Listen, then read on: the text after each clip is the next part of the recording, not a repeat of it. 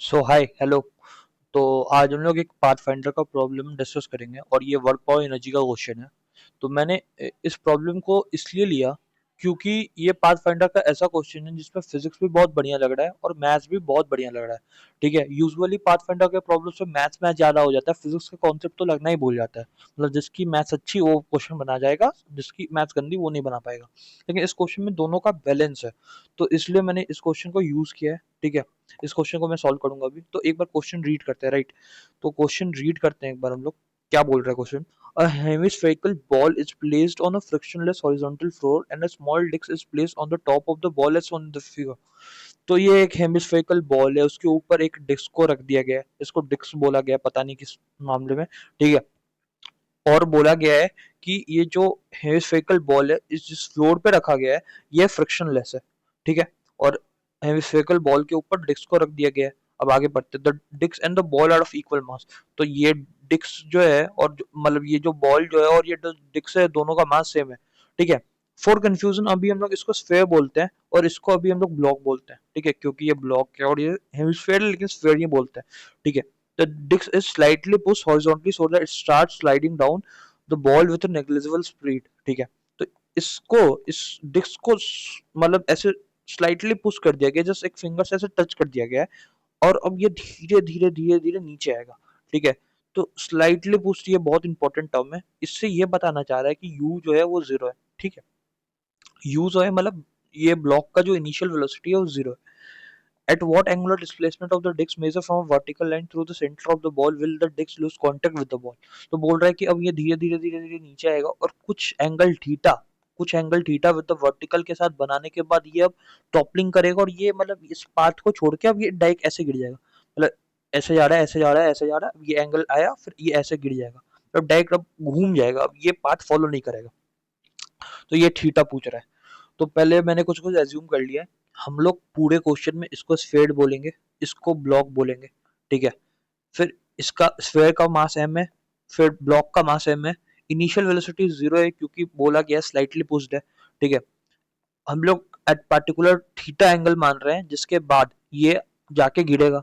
ठीक है, और जैसे बेसिकली ये धीरे धीरे नीचे आएगा, इसका वेलोसिटी बढ़ते जाएगा। मान लो 0 1 2 3 4 5 ऐसे ऐसे वेलोसिटी इसका बढ़ते जाएगा। राइट, अब ये कांस्टेंट नहीं इंक्रीज करेगा लेकिन माना जा रहा है कि धीरे धीरे इसका वेलोसिटी इंक्रीज करेगा। वैसे ही ये जो स्फेयर है ये भी इस डायरेक्शन में मूव करेगा। भाई स्फेयर क्यों मूव करेगा? ठीक है, तो जैसे कि जो स्फेयर है वो ये जो ब्लॉक पे नॉर्मल इस डायरेक्शन में लगा रहा है, तो ये ब्लॉक भी नॉर्मल इस डायरेक्शन में स्फेयर को लगा रहा है। जैसे कि ये ब्लॉक अगर यहाँ होता तो normal normal normal normal normal लगते जा रहा है। तो एक फोर्स लग रहा है और क्योंकि यहाँ कोई फ्रिक्शनल फोर्स नहीं है और यहाँ भी कोई फ्रिक्शनल फोर्स प्रेजेंट नहीं है, तो ये नॉर्मल का एक हॉरिजॉन्टल कंपोनेंट जो है इसको इस डायरेक्शन में मूव करवाएगा। ये जो नॉर्मल जो ब्लॉक लगाएगा स्फेयर का, इसका जो एक्स डायरेक्शन में जो कंपोनेंट लेंगे वो इस स्फेयर को मूव करवाएगा। तो जब ये जो ब्लॉक है वो लीव करेगा स्फेयर को, तब हम लोग मान लिए कि इस स्फेयर का वेलोसिटी वी डैश होगा और इस ब्लॉक का वेलोसिटी जो है वी होगा। ठीक है, अब हम लोग आगे आते हैं। तो ये सारे टर्म्स जो हम लोग यूज किया उसको समझा दिए कि एम मास है, यू जीरो है, यहाँ पे आता है थीटा एंगल बनाता है, ये वी वेलोसिटी हो जाता है। और इसका दो कंपोनेंट होता है, इसका horizontal component we cos theta होता है, इसका vertical component we sine theta होता है।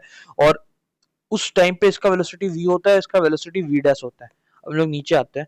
तो बेसिकली यहाँ पे जेंटली पुश्ड यूज किया गया है, एफ एक्सटर्नल जीरो है, तो लीनियर मोमेंटम इन एक्स डायरेक्शन कंजर्व होगा। ठीक है, लीनियर मोमेंटम जो है वो एक्स डायरेक्शन में कंजर्व होगा क्योंकि एफ एक्सटर्नल जीरो है, और टोटल एनर्जी भी कंजर्व होगा।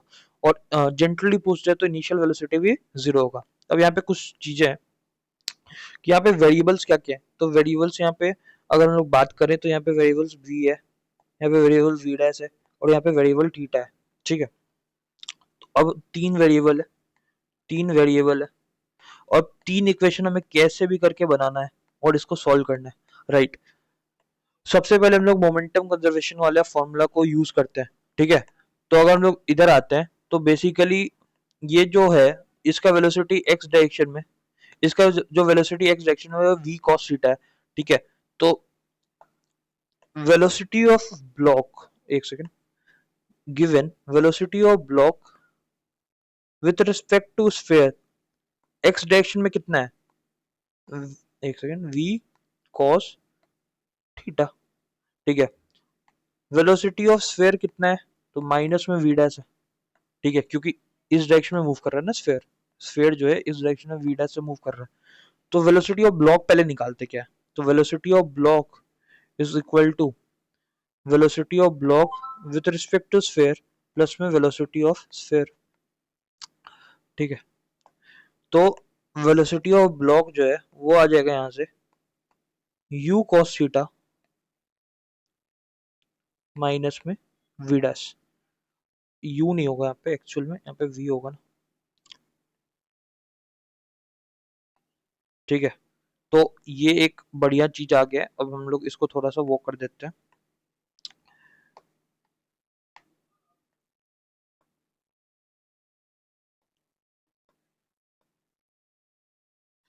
अब हम लोग आगे सॉल्व करते हैं इस क्वेश्चन को। ठीक है, अब हम लोग मोमेंटम कंजर्वेशन लगाते हैं। तो इनिशियल मोमेंटम तो जीरो था, क्योंकि जो स्फेयर था वो भी रेस्ट पे था, और जो ब्लॉक था उसको भी जेंटली पुश किया गया था, तो इसका भी यूज जीरो था। तो इनिशियल मोमेंटम तो जीरो है। फाइनल मोमेंटम क्या है, तो फाइनल मोमेंटम स्फेयर का क्या है, minus of m times of v dash, क्योंकि इस डायरेक्शन में मूव कर रहा था। और प्लस में जो अब ब्लॉक का लिखते हैं, तो ब्लॉक का वेलोसिटी ग्राउंड फ्रेम में कितना निकाले हम लोग, वी कॉस थीटा माइनस में वी डैश। तो यहाँ से एम एम कट गया। ठीक है, हम लोग नीचे आते हैं। तो यहाँ से एक रिलेशन आता है, इस यही रिलेशन निकालने के लिए कि वी डैश वी और थीटा में पहला रिलेशन हम लोग निकाल लेते हैं मोमेंटम कंजर्वेशन करके। हम लोग देख सकते हैं कि यहाँ से एक रिलेशन आएगा, v dash is equal to v cos theta by two. तो इसको भी हम लोग एक वो कर देते हैं, सर्कल कर देते हैं। ठीक है, हम लोग आगे आते हैं। ठीक है, अब हम लोग बेसिकली एक और इक्वेशन बनाने का कोशिश करते हैं।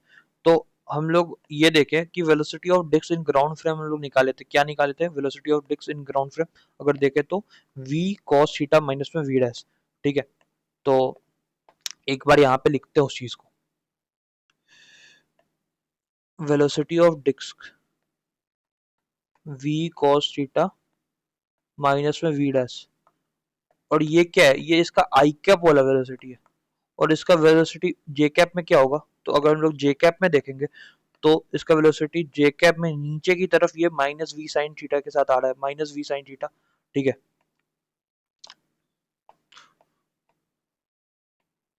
माइनस में, एक सेकेंड, माइनस में V sine theta J cap. अगर हम लोग इसका मॉडल लेते हैं, वेलोसिटी ऑफ डिस्क का ग्राउंड फ्रेम में मॉडल लेते हैं, मैग्नीट्यूड निकालते हैं, तो ये आता है V square plus V dash square minus में two V V dash cos theta. ठीक है, अब हम लोग एक रिलेशन निकाल लेते हैं इसके पहले, एक सेकंड, एक रिलेशन निकाल लेते हैं वी डैश और वी में। ठीक है, v dash is equal to v cos theta by two. ठीक है, इसको भी हम लोग अभी यूज करेंगे नीचे। ठीक है, तो अगर हम लोग बात करें velocity of disc in ground frame is v square. अब वी को हम लोग वी डैश के टर्म में लिखने का कोशिश करते हैं, वी को वी डैश के टर्म में लिखने का कोशिश करते हैं, तो हम लोग लिख सकते हैं कि v is equal to two we dash by cos theta. अब इसका रीजन हम लोग ऐसा कर क्यों रहे हैं, हम लोग ऐसा वेरिएबल कम करने के लिए कर रहे हैं। मल्टी वेरिएबल होगा, एक वेरिएबल में कन्वर्ट करने का कोशिश कर रहे हैं कि वी डैश और थीटा में ही रखते हैं अभी सभी चीजों को। ठीक है, एक सेकंड होना, एक सेकंड।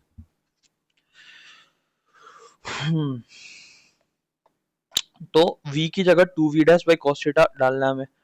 तो v की जगह two we dash cos theta, तो v स्क्वायर क्या हो जाएगा, फोर वी स्क्वायर, एक second,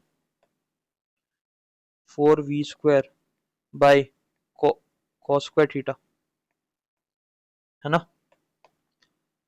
four we dash square by cos square theta, v dash होगा यहाँ पे प्लस में वी डैश स्क्वायर, और यहाँ पे अगर डालेंगे तो यहाँ पे आता है v dash square by cos square theta, two two cut जाता है। तो बेसिकली फाइनल जो वीडी का मॉड आता है आप लोग निकाल लीजिएगा इजिली रफ में, वो आता है, एक सेकंड मैं यहाँ पे नहीं करता, नीचे कर देता हूँ, यहाँ पे थोड़ा सा वो हो गया। ठीक है, तो जो फाइनल जो आता है वो रिजल्ट मैं वो लिख देता हूँ कि वी डी जो वीडी होता है, वेलोसिटी ऑफ डिक्स इन, डिक्स नहीं है, डिक्स ही मानो इसको, हम लोग ब्लॉक भी बोल रहे थे, तो वेलोसिटी ऑफ डिक्स जो है वो फाइनली ग्राउंड फ्रेम में आता है वी डैश का स्क्वायर प्लस में, अगर हम लोग इसको देखेंगे तो आ जाएगा ये 3v cos square, 3v dash का square by cos square theta. ठीक है, ये भी मैं आपके सामने ही सॉल्व कर रहा हूँ, तो मुझे इतना मतलब जैसे मैं सॉल्व कर रहा हूँ वैसे आप भी सॉल्व करते होंगे, तो सेम वो पता चलेगा, मैं कुछ रट के नहीं आया हूँ। ठीक है, तो ये ठीक है, 2v डैश है यहाँ पे, वी डैश वी की जगह अगर हम लोग 2v dash by cos theta डालते हैं तो -4v dash square by cos square theta हो जाएगा। एक second, so we made a mistake here कि यहाँ पे हमने थोड़ा सा दिक्कत कर दिया, यहाँ पे ये नहीं होगा। ठीक है, ओके, यहाँ पे अगर हम लोग ध्यान से देखें, मैंने मल्टीप्लाई करने में -2v डैश कॉस थीटा को करें और v की जगह 2v dash by cos theta रखते हैं, तो v की जगह 2v dash by cos theta रखेंगे तो यहाँ पे आ जाता है माइनस में माइनस में माइनस में 4v डैश स्क्वायर, माइनस में 4v डैश स्क्वायर। तो यहाँ से vd का जो मॉड आता है एग्जैक्ट, वो आता है 4v स्क्वायर, यहाँ पे ये v डैश का स्क्वायर है, 4v dash square by cos square theta minus में 3v डैश स्क्वायर। तो इसको भी हम लोग सर्कल कर लेते हैं रेक्टेंगल के शेप में, जो भी इंपॉर्टेंस रिजल्ट है। ठीक है, तो ये अपना आ जाता है। अब हम लोग आगे सॉल्व करते हैं, तो ये निकल गया। अब हम लोग एनर्जी कंजर्वेशन लगा सकते हैं। तो इनिशियल देखो, पहले ये यहाँ पे था आफ्टर ट्रेवलिंग थीटा, मतलब after moving theta angle, theta displacement जब ये करेगा तो ये मान लो कि आर है, तो ये वाला पार्ट जो है आर कॉस थीटा हो जाएगा। तो ये जो इतना मूव किया वो हो जाएगा आर माइनस में आर कॉस थीटा। तो पोटेंशियल एनर्जी का चेंज जो है आर माइनस में आर कॉस थीटा हो जाएगा। तो यहाँ पे हो जाएगा चेंज इन पोटेंशियल एनर्जी कितना है, एक second, change in potential energy कितना है, एम जी आर 1 माइनस में कॉस थीटा। ठीक है, अब लोग लिखते हैं जो फाइनल एनर्जी आया जब वो लीव करेगा कांटेक्ट, वो कितना आया। तो जो ब्लॉक है उसके पास, जो ब्लॉक है उसके पास हमने निकाला है कितना है, ब्लॉक के पास कितना है 4v dash cos square theta plus -3v dash square. तो यहाँ पे लिखते हैं हम लोग -3v स्क्वायर डैश का square plus 4v dash square by cos square theta. और एक वेलोसिटी किसके पास रहेगा, एक वेलोसिटी जो स्फेयर है उसके पास भी रहेगा, स्फेयर का वेलोसिटी तो v डैश था सिंपल, तो हाफ है v डैश का स्क्वायर। ठीक है, अब यहाँ से हम लोग क्या करते हैं, एम एम कट गया। ठीक है, टू को उस साइड लेके जाते हैं, तो जो फाइनल रिजल्ट आता है उसको लिखते हैं जी आर 1 - cos थीटा। ठीक है, ओके ओके ओके। तो यहाँ पे हम लोग लिखेंगे 2 GR 1 - cos थीटा, ये हो गया v डैश स्क्वायर और ये हो गया -3v डैश स्क्वायर, तो ये हो जाएगा -2v डैश का स्क्वायर। तो यहाँ पे हो जाएगा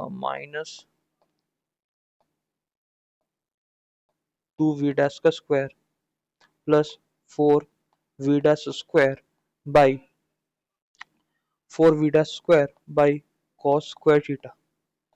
तो अब हम लोग एक चीज करेंगे यहाँ पे। ठीक है, अगर हम लोग ध्यान से देखें, यहाँ पे मैंने लिख के रखा है। ठीक है, तो relation between v dash and theta when डिक्स लीव कांटेक्ट, तो जब ये डिक्स है वो कांटेक्ट को लीव करेगा। ठीक है, ये है थीटा है। ठीक है, तो जब ये लीव करेगा तो ये जो नॉर्मल फोर्स है वो जीरो हो जाएगा, तो जो ये फोर्स इधर की तरफ लगा रहा होगा वो भी जीरो हो जाएगा। ठीक है, तो जो डिस्क पे ब्लॉक नॉर्मल की फोर्स जब ये छोड़ेगा कांटेक्ट तो जीरो हो जाएगा। ठीक है, मतलब कि एफ एक्सटर्नल जीरो हो जाएगा। ठीक है, एफ एक्सटर्नल जीरो हो जाएगा तो एक्सेलरेशन जीरो हो जाएगा। तो जो ये डीवी डैश है इसका वेलोसिटी जो है, इस फेयर का वेलोसिटी डीवी डैश है, d v dash by D t ये भी जीरो हो जाएगा, है ना, जब ये जस्ट छोड़ेगा, क्योंकि एफ एक्सटर्नल जीरो हो जा रहा है, नॉर्मल जीरो हो जा रहा है। तो अब हम लोग क्या कर सकते हैं, दोनों तरफ हम लोग डी थीटा मल्टीप्लाई करते हैं, d theta is equal to 0। तो यहाँ से एक आता है रिलेशन टी स्लिपिंग के दौरान dv dash by D theta 0 होगा। ठीक है, तो ये एक बहुत मतलब बढ़िया सा रिजल्ट है जो हम लोग यूज करेंगे। तो जो हम लोग फाइनल लाए थे 2gr 1 माइनस में cos थीटा माइनस में 2v डैश का square plus 4v dash square cos by cos square theta, अब हम लोग इसको डिफरेंशिएट करेंगे, इस पूरे इक्वेशन को डिफरेंशिएट करेंगे।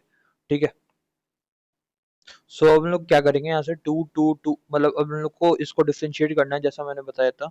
तो यहाँ से टू टू और टू को कट कर देंगे।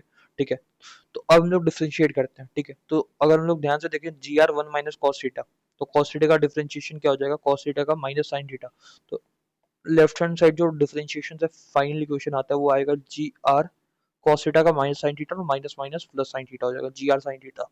और राइट हैंड साइड अगर हम लोग देखें तो राइट हैंड साइड ये तो मतलब basically minus 2v dash square को अगर हम लोग डिफरेंशिएट करें तो ये हो जाएगा माइनस 4v डैश फिर dv dash by D theta.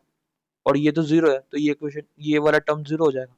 अब हम लोग इसको डिफरेंशिएट करेंगे तो यहाँ पे cos स्क्वायर थीटा नीचे है तो ऊपर लेके जाएंगे तो cos की पावर माइनस टू थीटा होगा और माइनस टू इधर नीचे की तरफ लाएंगे तो माइनस फोर हो जाएगा और cos की पावर माइनस थ्री थीटा हो जाएगा। तो मैं फाइनल इक्वेशन बताता हूँ। ठीक है, यहाँ पे हो जाएगा 4v डैश का स्क्वायर cos क्यूब थीटा और cos थीटा का डिफरेंशिएशन sin थीटा। ठीक है, तो ये फाइनल इक्वेशन आता है, ये तो जीरो हो गया। ठीक है, यहाँ से sin थीटा और sin थीटा कट जाता है। ठीक है, तो बेसिकली अगर हम लोग आगे देखें so we finally got the relation gr is equal to ये माइनस थ्री है ना, हाँ, 4v dash square by cos cube theta. ठीक है, तो इसको पहले हम लोग रेक्टेंगल में कट लेते हैं। ठीक है, तो ये बहुत इंपॉर्टेंट रिलेशन है। ठीक है, अब हम लोग इसको यूज कहाँ करते हैं, तो हम लोगों ने एक वर्क पावर एनर्जी से इक्वेशन से एक रिलेशन बनाया था। तो gr 1 माइनस में cos थीटा हम लोग देख सकते हैं, gr 1 माइनस में cos थीटा। ठीक है, हाफ जो भी ये इक्वेशन था इसको अगर हम लोग नीचे लिखते हैं एक बार फाइनली लिख के मैं दिखाता हूँ। सो हमने ये वर्क पावर एनर्जी के इक्वेशन से फाइनल इक्वेशन निकाला था, आप लोग देख सकते हैं कि मैंने बस इसको क्या किया है, जो ये चीज रफ में था gr 1 माइनस कॉस थीटा। ठीक है, minus three v dash square plus four we dash square. ठीक है, by cos square theta plus half m v dash square, इसको मैंने मतलब यहाँ पे अच्छे से लिख लिया है। ठीक है, यहाँ पे नीचे अच्छे से लिख लिया। अब बस हमें क्या करना है, जी आर जो हमने निकाला था four we dash square by cos Q theta उसको यहाँ पे पुट करना है। तो पुट करने के बाद जो फाइनल इक्वेशन आता है मतलब वो बहुत लंबा चला जाएगा, वो आता है one is equal to three by two cos theta minus में cos cube theta by four. और यहाँ से कॉस थीटा का जो फाइनल रिजल्ट आता है वो √3 - 1 होगा। ठीक है, तो theta is equal to cos inverse, ये क्या हुआ, कॉस इनवर्स √3 - 1। सो इसको भी हम लोग रेक्टेंगल में कर देते हैं। So this is the finally हम लोग आंसर आ गया, बढ़िया क्वेश्चन था। ठीक है, तो इसमें क्या क्या कॉन्सेप्ट लगा एक बार हम लोग जैसे हर क्वेश्चन में करते हैं इसमें भी एनालाइज कर देते हैं। तो बढ़िया क्वेश्चन था, बहुत ज़्यादा कैलकुलेशन था। तो इस क्वेश्चन में बोला क्या था, इस क्वेश्चन में बोला था कि एक एक स्फेयर है। ठीक है, और एक ब्लॉक है, हमने इसको स्फेयर बोल दिया, ये एक ब्लॉक है। ठीक है, अब ये इसको जेंटली पुश कर दिया u is equal to zero velocity के साथ, अब ये धीरे धीरे आएगा, फिर एक पॉइंट पार्टिकुलर एंगल थीटा आने के बाद अब ये ऐसे गिर जाएगा, यहाँ से ऐसे गिर जाएगा, ये टॉपल कर जाएगा, कॉन्टेक्ट लीव कर देगा, नॉर्मल फोर्स जो है वो जीरो हो जाएगा। ठीक है, उस टाइम पे इसका वेलोसिटी इस डायरेक्शन में हमने v बोल दिया और इस स्फेयर का वेलोसिटी v डैश बोल दिया। अब ये इस डायरेक्शन में मूव क्यों करेगा, क्योंकि ये नॉर्मल फोर्स लगाएगा ब्लॉक इस स्फेयर पे और यहाँ पे फ्रिक्शनल फोर्स नहीं है, तो ये चुपचाप से इस नॉर्मल फोर्स का एक्स कंपोनेंट इसको लेफ्ट साइड में वेलोसिटी देगा। फिर हमें क्या पता चला कि तीन वेरिएबल है, v जो कि ब्लॉक का वेलोसिटी था, v डैश जो कि स्फेयर का वेलोसिटी था और थीटा जिस एंगल पे वो लीव करेगा। फिर हमने क्या किया, कि मोमेंटम कंजर्वेशन लगाया एक्स डायरेक्शन में। तो बेसिकली इनिशियल मोमेंटम, फिर इसके लिए हमने क्या किया कि velocity of block in ground frame निकाला। देखो जो ये वेलोसिटी ऑफ ब्लॉक था, ये पहले हमने यहाँ पे जो वी भी दिया हुआ है, ये वेलोसिटी ऑफ ब्लॉक जो था, ये पहले हमने स्फेयर के फ्रेम में निकाला था। तो इसको ब्लॉक के मतलब ग्राउंड फ्रेम में कैसे निकाला, तो ग्राउंड फ्रेम के लिए हमने ये फॉर्मूला यूज किया, velocity of block with respect to sphere is velocity of block is equal to velocity of block with respect to sphere plus velocity of sphere. फिर मैंने वेलोसिटी ऑफ ब्लॉक निकाला, फिर momentum लगाया, P initial जो है वो zero हो जाएगा, पी फाइनल लगाया। अब मोमेंटम कंजर्वेशन लगा के क्या हो गया कि वी डैश वी और थीटा में एक रिलेशन बना। ठीक है, फिर मैंने क्या किया, फिर मैंने क्या किया कि एनर्जी कंजर्वेशन यूज किया। एनर्जी कंजर्वेशन के पहले मैंने जो वेलोसिटी ऑफ ब्लॉक था, ये डिस्क या ब्लॉक सेम ही है, इसका पहले मैंने मैग्नीट्यूड निकालने का कोशिश किया। तो जब मैंने मैग्नीट्यूड निकाला तो ये फाइनली मैनिपुलेशंस करने के बाद फाइनली जो मैग्नीट्यूड आता है ये आया। फिर एनर्जी कंजर्वेशन हमने लगाया कि m g are one minus cos theta जो लॉस इन पोटेंशियल एनर्जी है, दोनों का काइनेटिक एनर्जी लिखा। ठीक है, तो उससे फाइनली ये रिलेशन आता है G are one minus cos theta is equal to minus two we dash का square plus 24 V dash square by cos square theta.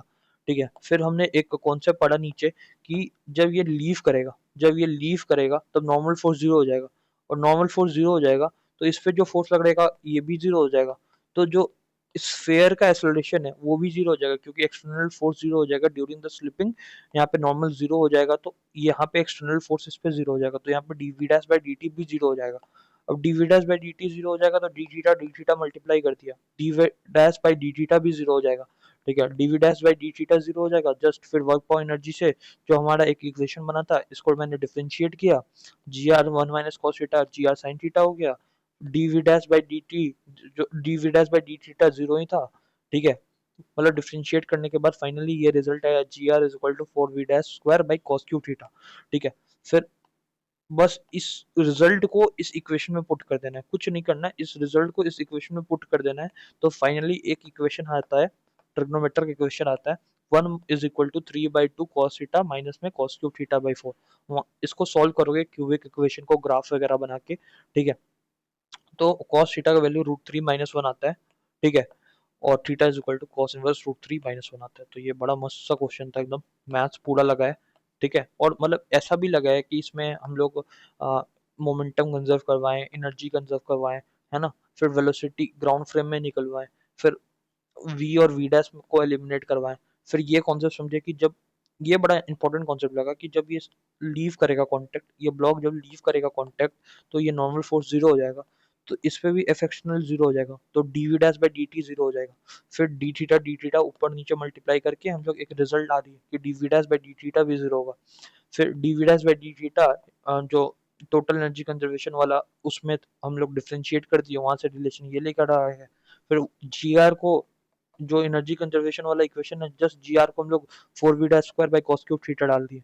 तो फाइनली ट्रिग्नोमेट्रिक इक्वेशन आ गया कि one is equal to three by two cos theta minus cos cube theta by four. Cos theta root three minus one आ गया, theta is equal to cos inverse root three minus one आ गया।